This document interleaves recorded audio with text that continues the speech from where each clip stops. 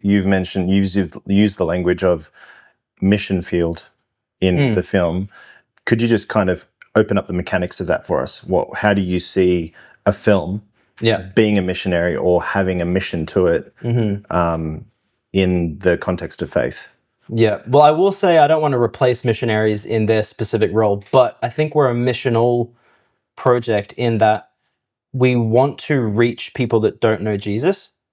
Like, I'll just be transparent and say, like, that is a big part of it. We don't want to preach to people, but we do want to reach them through something that's focused on character and story. And so we're not specifically missionaries in that we're going to Papua New Guinea like people I know and teaching and doing that sort of thing, but we are doing a version of ministry outreach, missionary outreach is probably a better way of saying it, that's focused on story rather than preaching, but still reaching people in that way. So yeah, trying to merge the world of Christian, non-Christian, believer, non-believer through a story. So missional, but in a new, more artsy kind of way. So, and authenticity plays a big part too, because sometimes people see faith-based film as having a very clear agenda, and like you said, mention the word preachy, or what we like the word cheesy, and sometimes people just close off to that.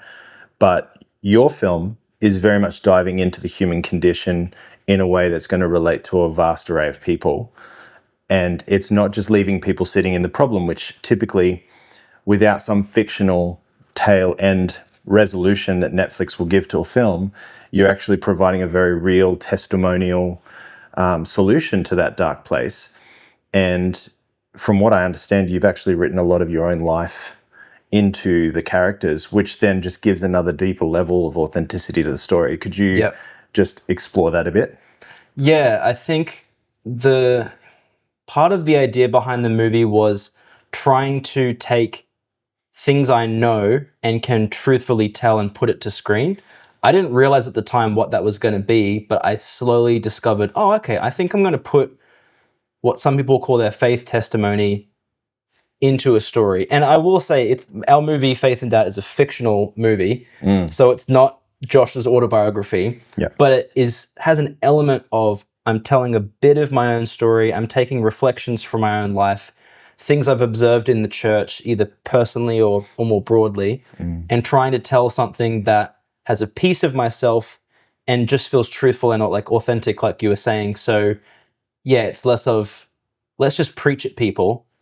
And I actually see the film as a meditation and confession, and that's more how I see it. Wow. It's like, here are questions I've had about where do people I love go after they die?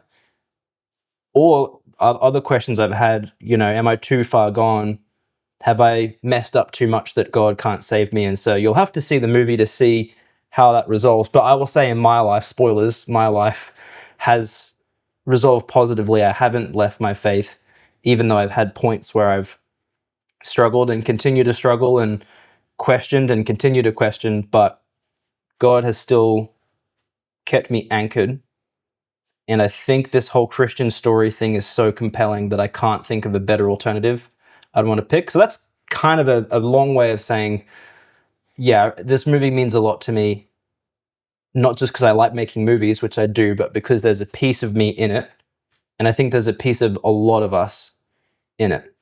So yeah, fictional story, truthful texture to it. So truthful texture, that's a great, I like that. That's got to be on repeat.